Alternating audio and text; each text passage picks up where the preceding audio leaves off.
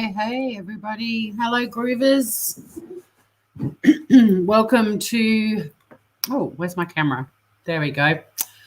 I'm in the middle of doing an assignment for the course I'm studying at the moment. I wasn't planning on going live today, but, well, at least not on the Smooth Criminal Podcast YouTube channel. But unfortunately, breaking news in Australia is that a 19th passenger from the wreck of the Rubyprincess cruise ship has sadly passed away.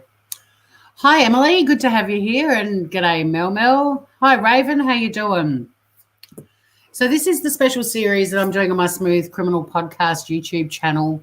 It's called The Wreck of the Rubyprincess because I think that's unfortunately an apt name for the cruise ship that disembarked 2,700 passengers out into Sydney without adequate testing and is responsible for a third of the deaths in Australia from COVID-19.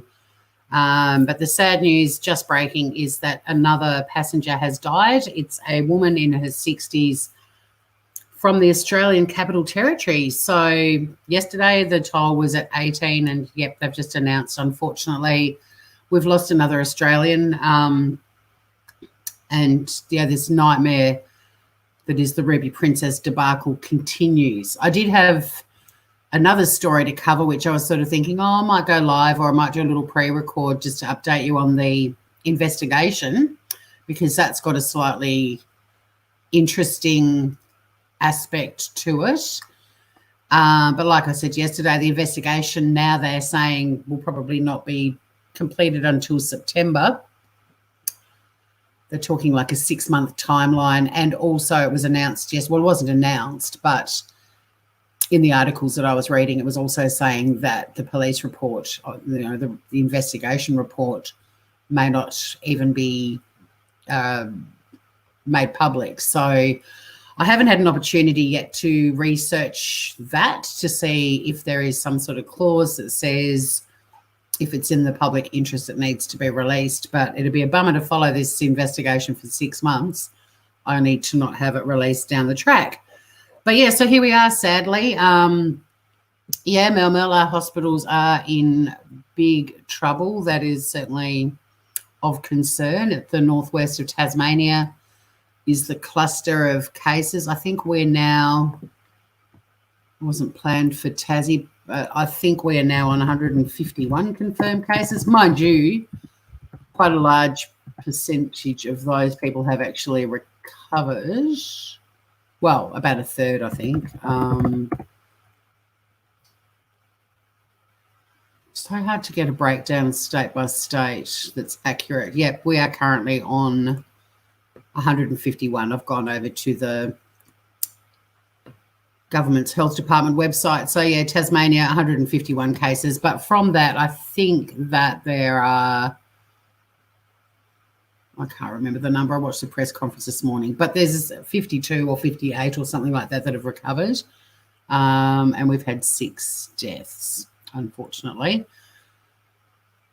So, yes, Tassie's not doing too well at the moment. You know, when you think about it, a population of 500,000 people, 151's quite a lot, but all very much up in the northwest. We haven't got any new cases reported in the south of Tasmania yet.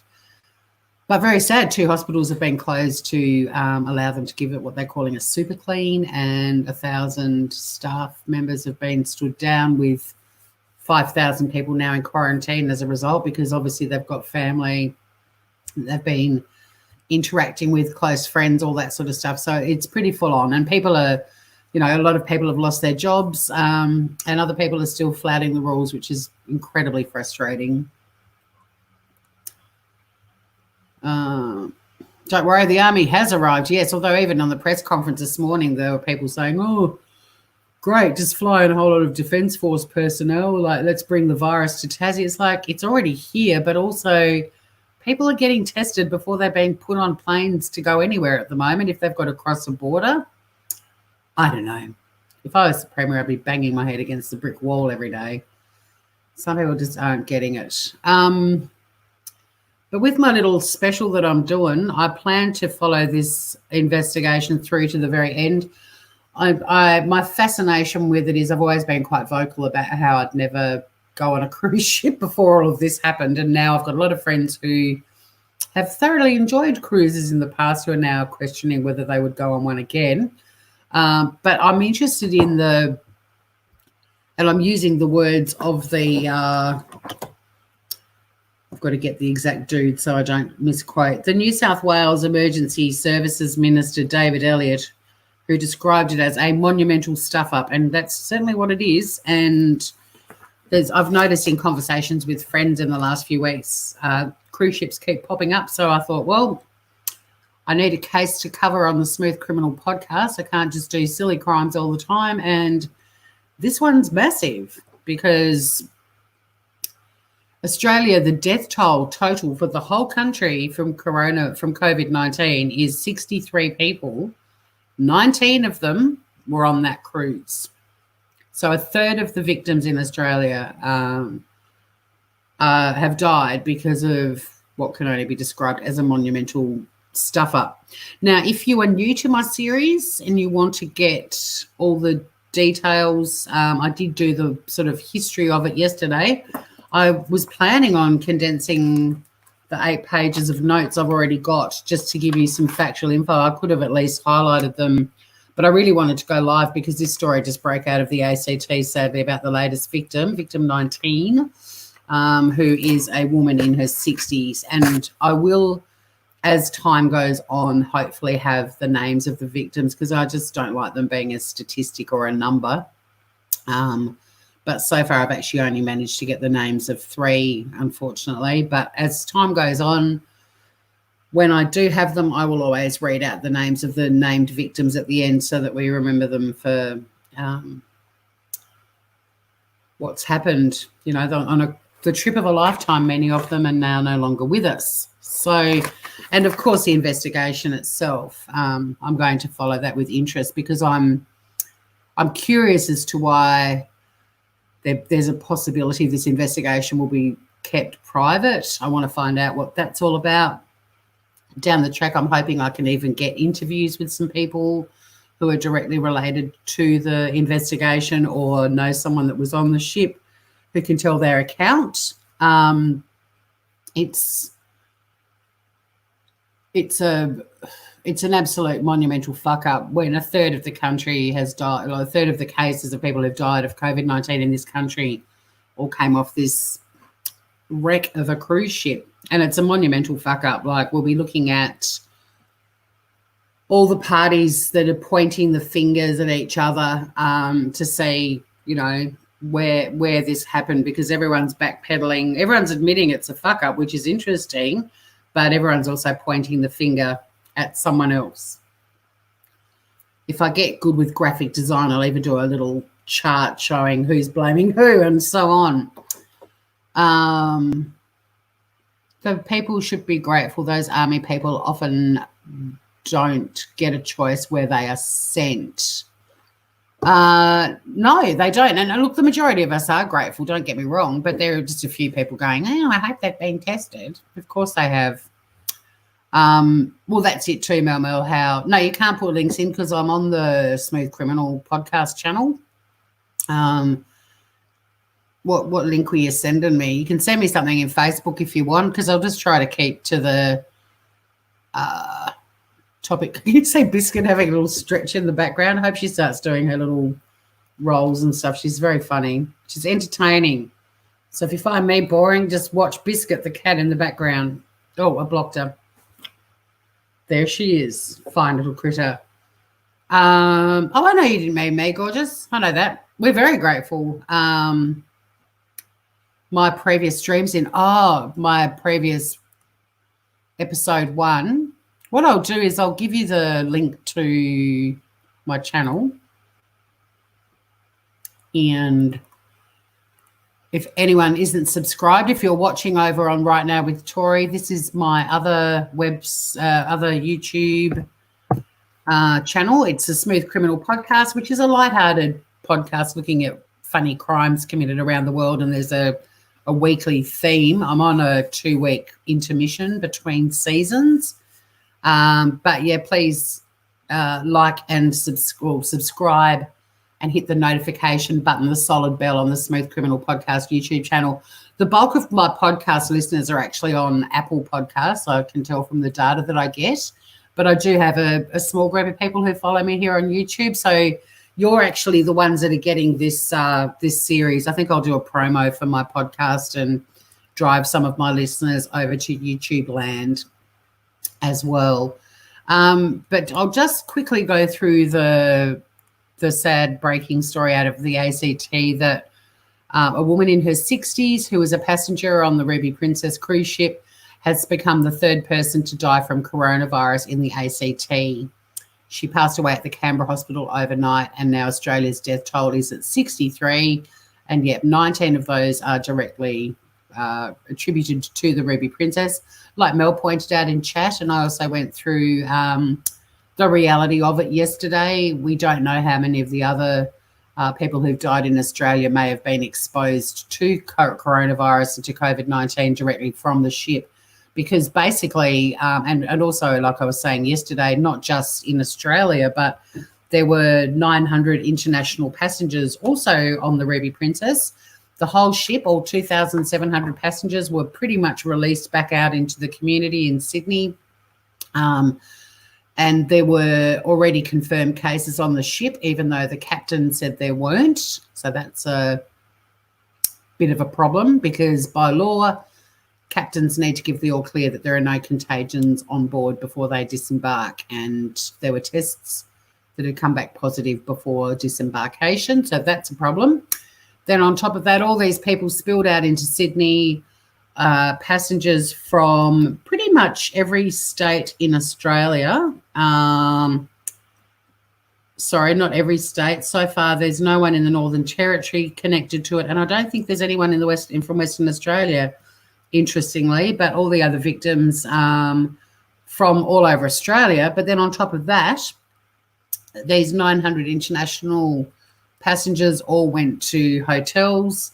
They were given a little piece of information, like a little piece of paper saying how to self-isolate. It wasn't how to quarantine, it was how to self-isolate.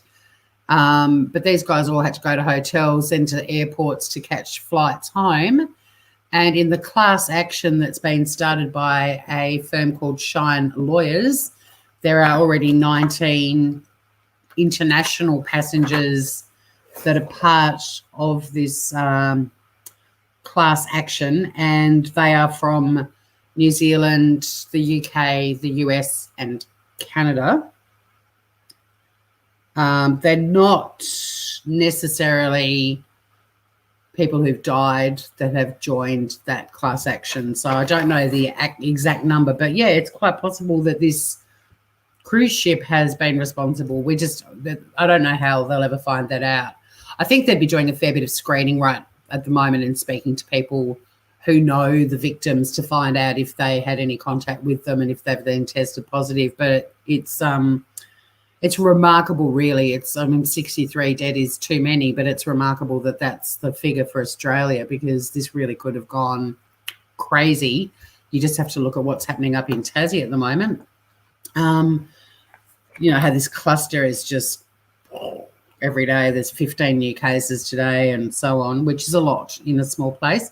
Interestingly, too, in the article I was just reading about the victim in Canberra yesterday, when I did my first episode of this series, the current number of positive tests on the crew, there's 1,000 crew still on the ship, which is now at Port Kembla, south of Sydney.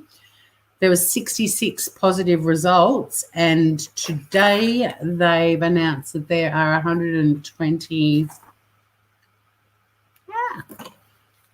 Where are my notes? It's doubled. Let me see. Should have just read my notes from the start. 140 crew are now infected with the virus, and yesterday, on the 14th of April, that figure was 61. So it's more than doubled overnight. In addition to that, there's a 24-year-old crew member who was taken to Wollongong Hospital yesterday. So, yeah, they are the latest statistic. It's still fairly vague, but the number of cases directly attributed to the cruise ship so far is 700.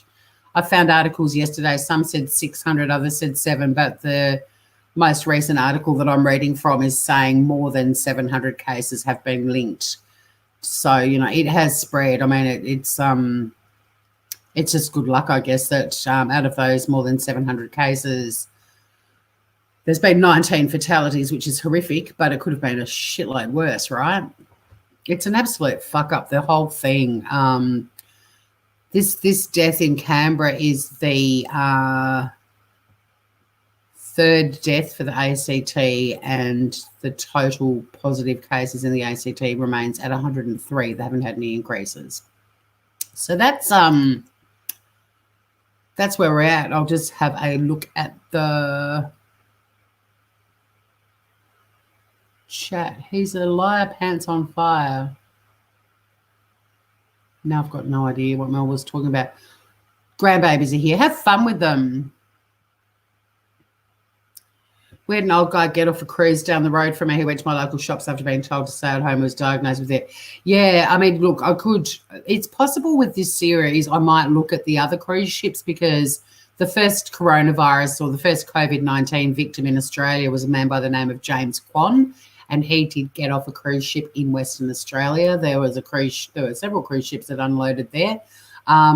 It's possible I might extend beyond the Ruby Princess if I'm looking for, subject matter to fill episodes. Most episodes I'm hoping I'll go live for about half an hour with updates, or an hour if we get lots of chat happening and lively discussion and so on. But, yeah, Emily, it is insane, and it's just getting it's when the first sort of information started coming out about the Ruby Princess, that was back in the middle of March. You sort of think, well, most COVID-19 victims tend to die around the 8-day mark. So I was thinking, well, surely this is it'll start to slow down. But yeah, in the last 48 hours, there's been 3 more deaths directly attributed to it. So I don't think this will be, I think this is going to be an ongoing story for a while.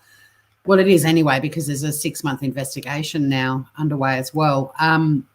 The other thing that is interesting that I was considering doing a very short little pre-record about is that a top barrister has now been appointed to lead the Ruby Princess investigation. The headline says probe, but I'm using investigation. And what's kind of interesting about this guy is he's a Sydney Silk. His name is Brett Walker, and is SC, Special Counsel. But he is the barrister who represented Cardinal George Pell. And for those of you watching who are not aware of Cardinal George Pell, he's a Catholic cardinal who in 2018 was convicted of 2 sexual offences involving minors. And the saga, even just to get to those convictions, was unbelievable, and getting him back to Australia. Anyway, on the 7th of April this year, the High Court quashed those convictions.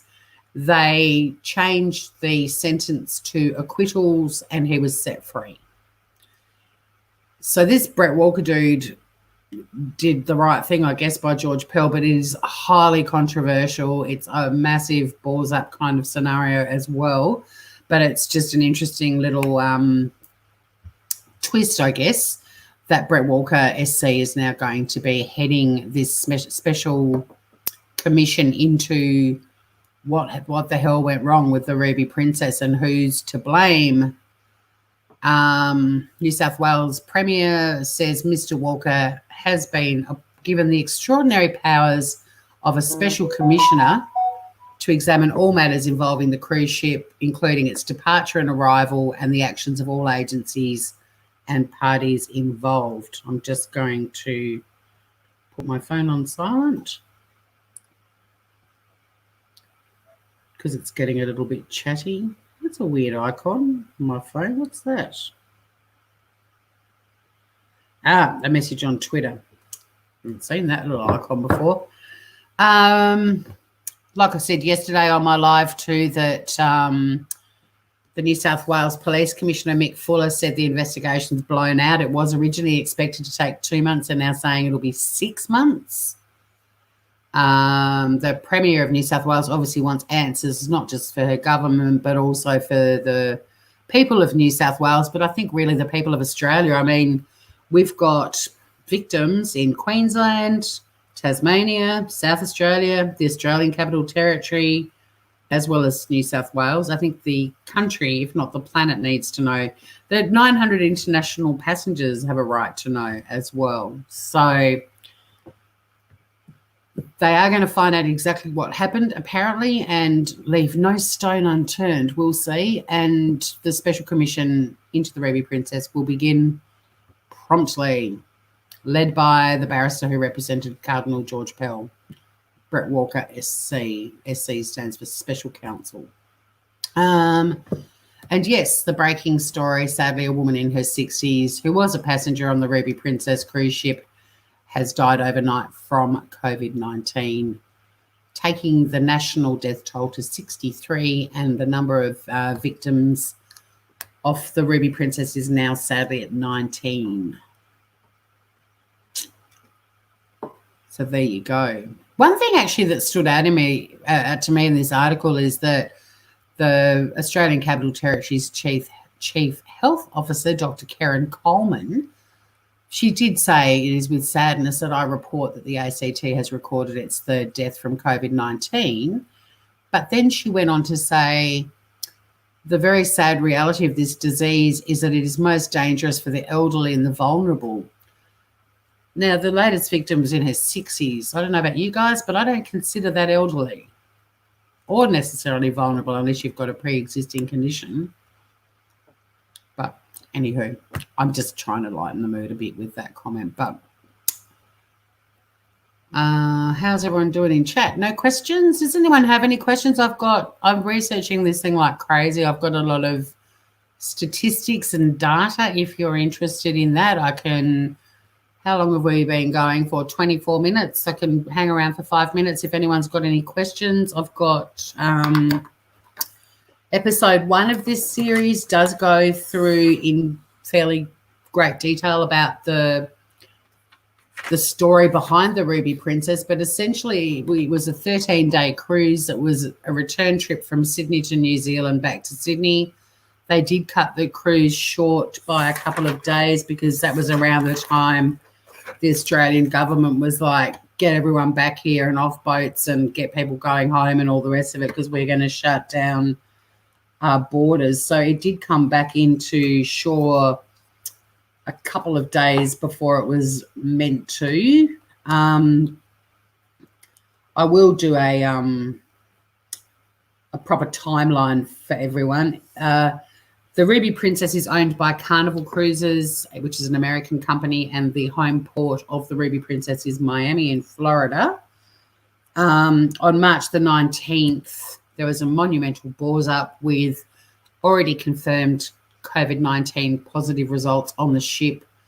The captain in an email said that there was no coronavirus or COVID-19 on board, and 2,700 passengers were allowed to disembark, and they were pretty much just given a little slip of paper about how to self-isolate, and that was really it.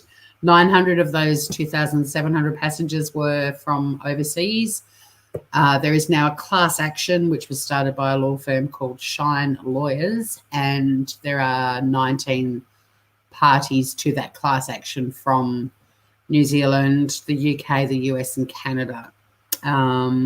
Don't know if they are people who've unfortunately lost their lives or whether they're just people who are part of the class action because of the diabolical mess that it was.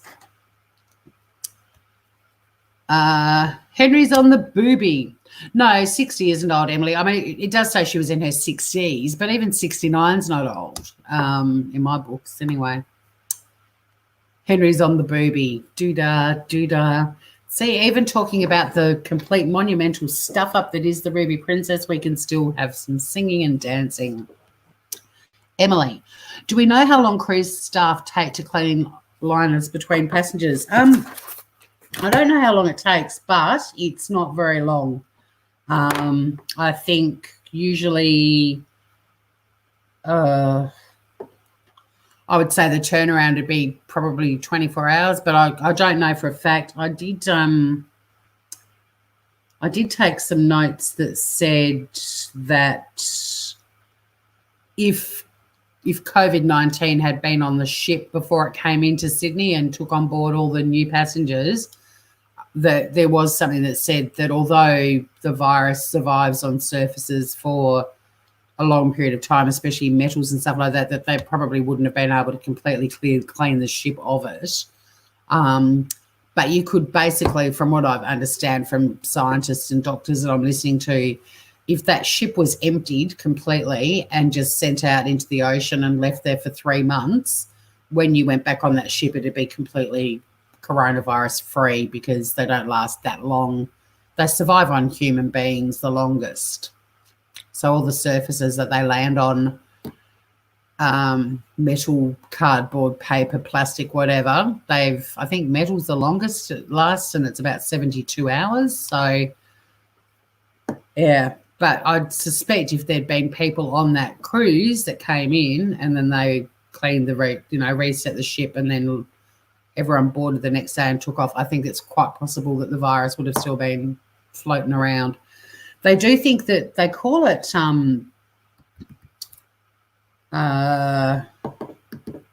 is it patient zero, which is sort of where they locate where they think it came from. And I do talk about all of this. Yeah, patient zero. I'm highlighting all these things as I spot them. They think that it emanated in the kitchen and it was someone that was taking food from the kitchen out to the dining rooms and serving up people because of how much it had spread. But even the fact that, yesterday, 61 confirmed positive tests on board, and now there's 152. And when you look at that statistic, don't think, oh, shit, that's doubled overnight. More people have caught it. It's just there are delays in getting test results. Some people don't test positive the first time and they do the second. But I do know for a fact that they're not testing everyone on that ship. That's been publicly stated that it would be counterproductive to test everyone, whatever that means. But the captain sent an email on the 18th of March saying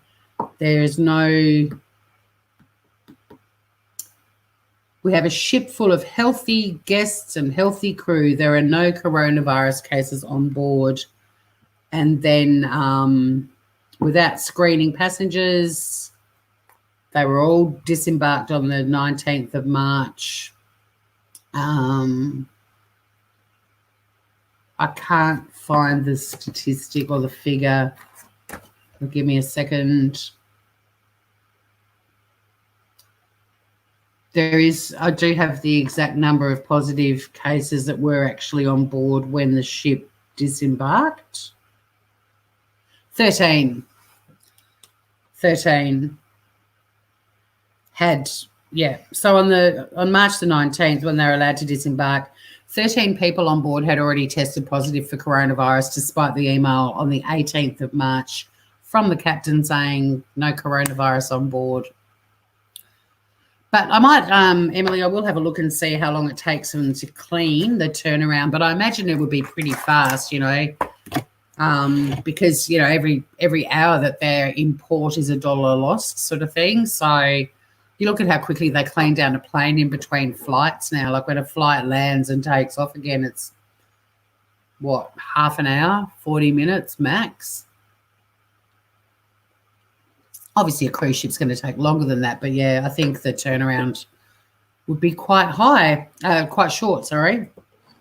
So we will be following the investigation with much interest because who is to blame? Is it Carnival / Princess Cruises? Is it the New South Wales government who have admitted the matter was mishandled? Was it Border Force at fault, even though Border Force say that there's nothing that they could have really done? They don't have the powers that other authorities have got. The state port authority's been blamed. I even saw an article somewhere saying the Department of Agriculture has been questioned at the moment, which is bizarre. But I guess I've got to question everyone. You've got politicians admitting it was a monumental stuff up.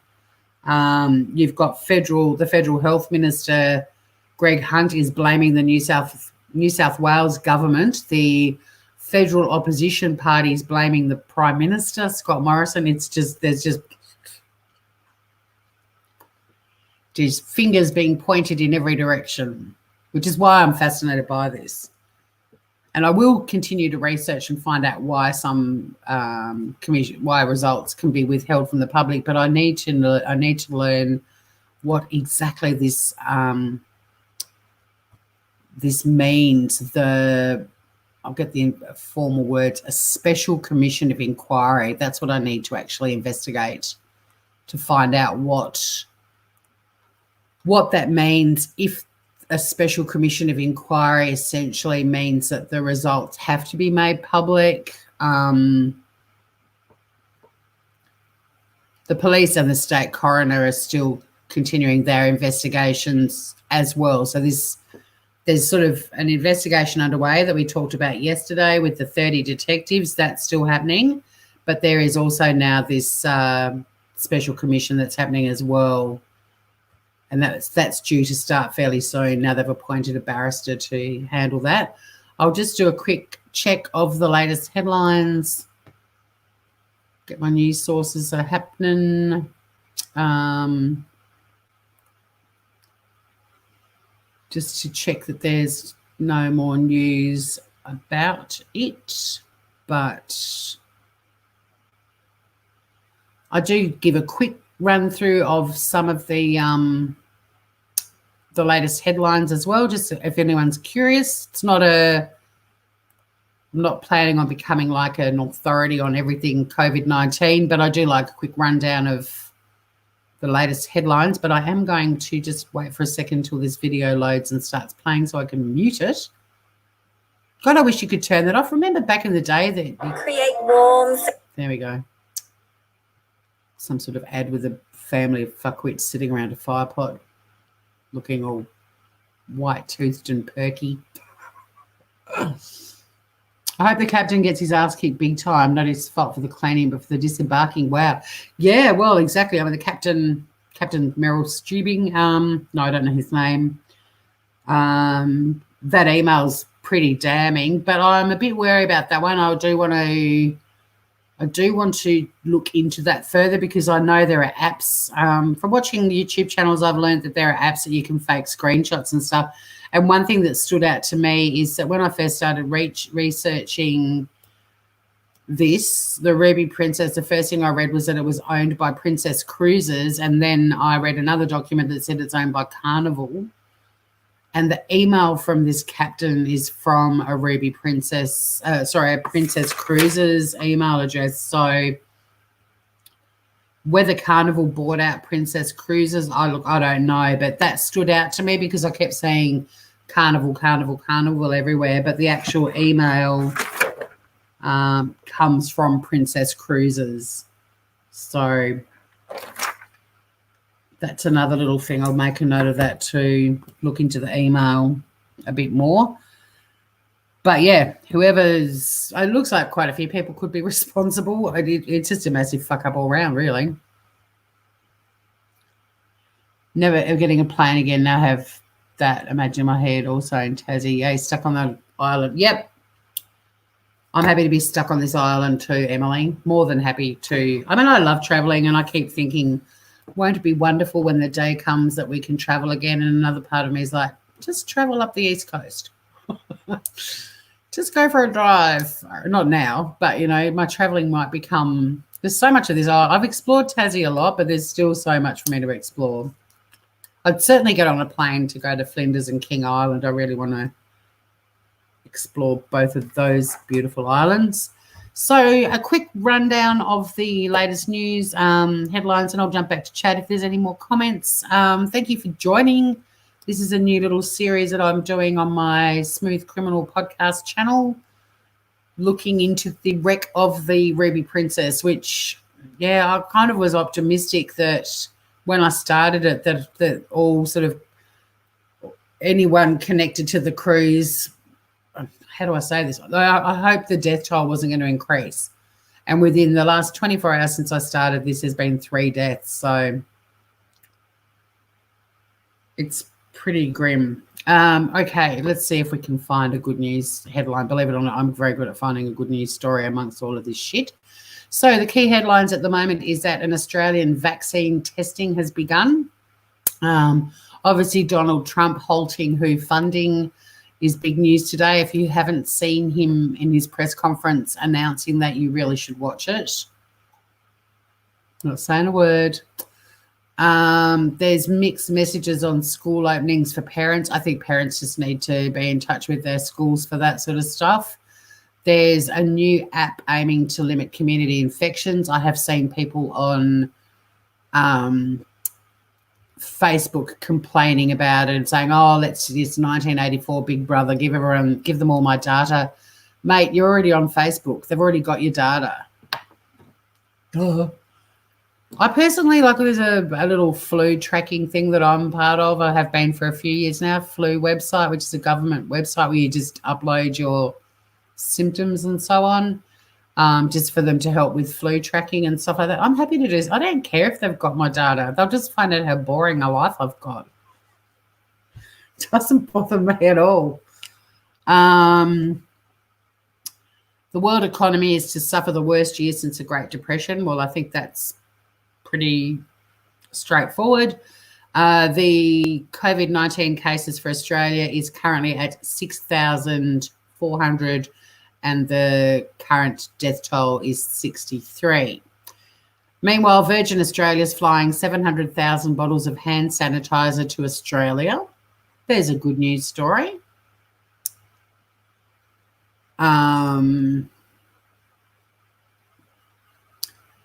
We're not in limbo, Australia. We're not, according to CMO, our Chief Medical Officer, Dr. Nick Coatsworth. Let's not get complacent. We recorded 50 new cases overnight. So the correct figure is actually 6,424. And Tasmania, northwestern Tasmania, is proof that we're not sort of flattening the curve and so on. Yeah, there's a bit of a vaccine that they're going to start testing in Australia in a few weeks' time, but they are saying it'll be 18 months before there is an actual vaccine. Unfortunately, the US has had a record jump in coronavirus deaths, which is unfortunate because Trump was talking about relaxing all of the restrictions, and I don't know if, I know that I know people need to get back out in the communities and we need some antibodies happening and all of that sort of stuff, but I don't know if you should be talking about relaxing all the restrictions when you've had a record number of deaths overnight. Here's a good news story. One of the first recipients of the US government's coronavirus stimulus checks went to check his bank account to see if he'd got his stimulus cash and found a bank balance of 12 million bucks Australian. Little dude in Indiana went to the ATM and his balance was 8.2 million US dollars. Other than that, obviously the other breaking news, sadly, is a woman in her 60s has died overnight in Canberra from COVID-19, taking the wreck of the Ruby Princess toll to 19 people and responsible for over 700 cases Australia-wide of positive test results. So, I won't watch that arsehole, says Raven at our treasure chest. Don't blame you, hun. Don't blame you. The only bit I meant was the bit where he announced that he's withdrawing any funding to the World Health Organization and the reactions of people. I'll tell you something that is worth watching. Has anyone seen Barack Obama's speech? I'm going to get the name of it wrong because I can't remember off the top of my head what it's called, but I think it's like a Senate committee meeting when he's talking about Obamacare. The speech was almost 5 years ago to the day, and he talks about how the states has to be, and it's while the Ebola pandemic was happening, and he's talking about how the US has to be prepared for a possible virus in 5 years' time. he mentions lungs, I think, or respiratory issue. Like it's bizarre. It's almost like no, obviously, but it's worth watching that. If you want to Google Barack Obama talking about a virus 5 years ago, pretty prophetic stuff. And explaining that it wasn't all about Obamacare is not about getting things happening right here, right now. It's forward projecting for future pandemics. And here we are 5 years later, almost to the day. In the US, they're saying every death is due to COVID-19. Yeah, Raven, I don't know if you said that to me in a live yesterday or someone else, but I did, interestingly enough, I did see someone in the Tasmanian Premier's press conference today asking if deaths, deaths from other causes, illnesses and so on are being included. But Tasmania's got confirmed 6 deaths, and I've lost a family member in the last few weeks, and she's not included in that 6. I know that for a fact. I do know the names of the Tasmanian victims, so except for one, and it was a male. So, yeah, it's not happening here, but I wouldn't be surprised if that's happening in other countries. It's pretty fucked, if you ask me.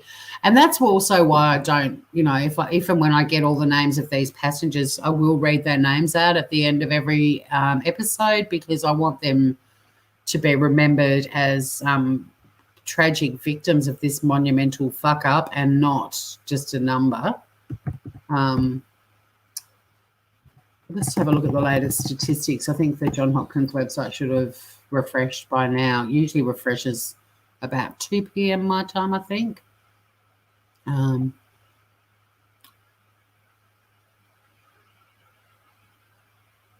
It has updated today, but I don't know that time zone off the top of my head. But, yeah, over 2 million cases.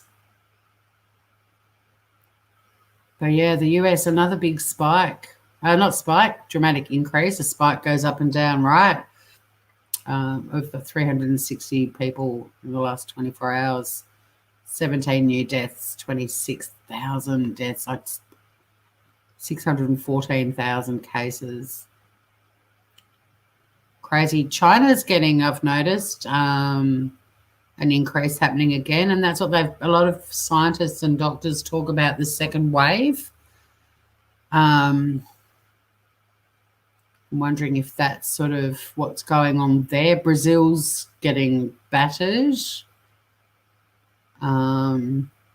India, the figures in India are still, I think, so low for a country that's so overpopulated. It's unbelievable whether it's accurate or not. There's certainly a lot of countries that I'm not 100% certain. Like, I don't know if China's figures are accurate or not. Bit of a big increase overnight in Japan too, and Mexico. Mexico's got a bit of a problem right now. 385 new cases overnight and 74 new deaths in the last 24 hours. So South America's, it's all sort of, it's been fascinating and terrifying watching this unravel, I have to say. I used to go through the statistics, and now it's just daunting. I can't believe how many countries are on this list. When it first started, I don't think there were even 10 countries on the list when I first started looking at the Johns Hopkins website. One country, though, that has done incredibly well, and I hope they keep their borders closed and they are left alone, but Greenland, they had 11 cases, they didn't have any deaths, and they've now been, all the 11 cases have recovered. They are COVID-19 free, which is awesome for Greenland. So there's a good news story to end on. That's why your death toll's going up so fast. Interesting. Yeah, it's an interesting point, because we've got people questioning, not many. I saw one comment, someone questioning it.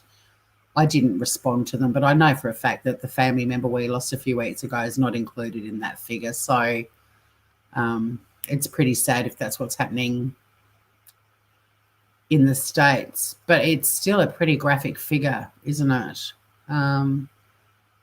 When you actually, because normally people are oblivious of how many people die every day just of natural causes. Let's have a look at what the global How many people die every day in the world? They'd have to have it because they do how many are born.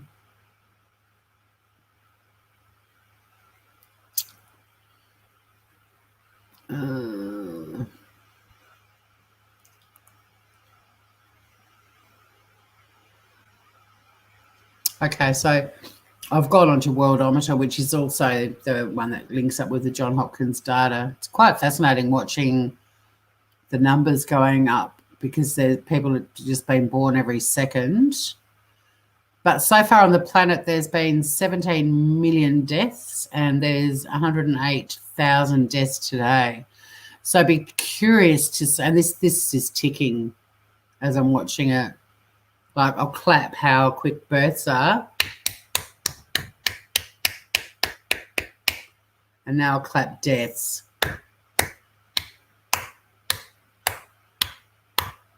Interesting. That's that's me being a scientist. I'll demonstrate with some clapping. So yeah, there you go. 7.7 billion people. 4 million, nearly 4.5 million cellular phones sold today. People are still buying phones. 4 billion, nearly 5 billion Google searches. And then they talk about land loss to soil erosion. They've got food stats, water, energy. Wow. 115 trillion bucks spent on illegal drugs this year to date. How do they know that? That's just like crazy. Overweight people in the world. I'm going to clap out this ticker is going up. I'm going to clap out the speed of this. It's slower than births. It's slower than deaths, but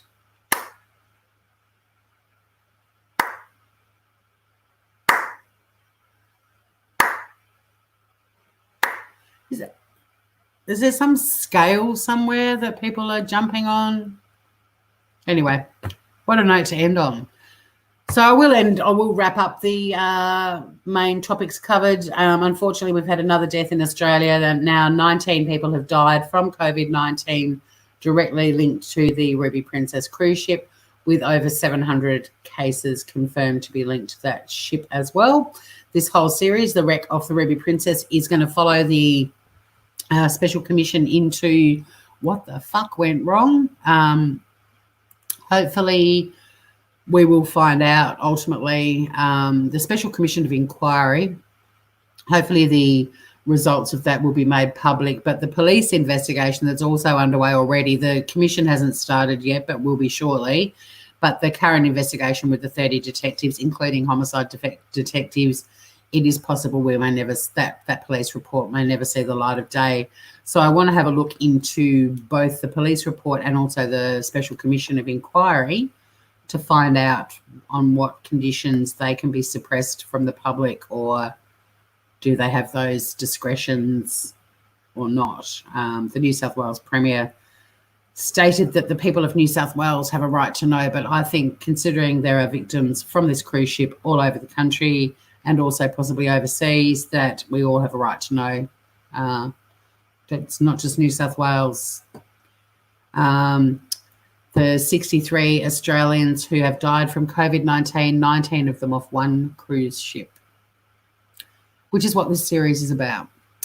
So, yes, we've got this special commission of inquiry. It's going to be led by the barrister who represented Cardinal George Pell. His name is Brett Walker, SC. SC stands for Special Counsel. He will be heading the commission. He'll be acting as the commissioner for the inquiry, essentially. So, and they will report back to the government. That one, the special commission of inquiry, is meant to take 3 to 4 months, and the police report investigation is meant to take 6 months. So we've now got not one but 2 investigations to follow. Look at how much changes in one day, guys.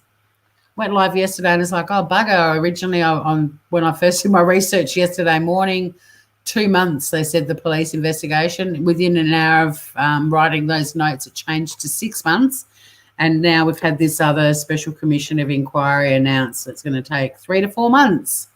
So it could be a long cruise, people. It's not a 3-hour cruise. It's going to be a 3 or 4 month cruise for us. But I'll keep you informed as stories break. Thank you for joining me. I'm glad that there are some people out there who are following this debacle with interest. I'll try to make my shows on it a little bit upbeat and have a bit of fun and find some fun good news stories and so on. But I really appreciate you joining me. If you're watching this on replay, what are you still doing? How did you make it this far in? Good on you. Please hit the like button on your way out. Don't forget to click the subscribe button if you haven't already, and also click the notifications bell, the solid one. Then you'll get notifications every time either a podcast episode or a live regarding the Ruby Princess or a video about it gets uploaded. Share with your friends if you think they might be interested in it. And until next time, stay safe, take care, be kind. Good to see you all here. And, stay groovy, everyone. See you soon.